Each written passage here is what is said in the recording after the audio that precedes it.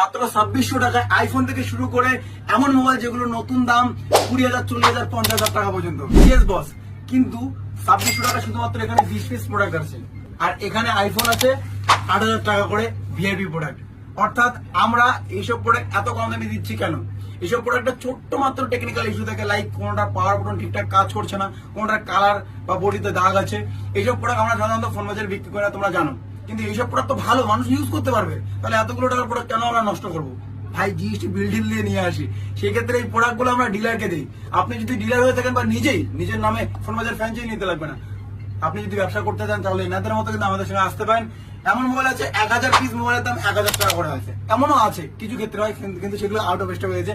এখন লোয়েস্ট 2600 টাকার VIP box আছে, যেখানে 20 টাকার মোবাইল থেকে, সেখানে 30 টাকার মোবাইল থেকে বিভিন্ন ভিআইপি বক্স তারা স্টাফরা রেডি করেছে, আমি ওদের সিস্টেম বুঝিয়ে দিয়েছি। তো বাস আপনারাও চাইলে কিন্তু এইগুলো 2600 টাকা ফোন, কিন্তু এখানে আবার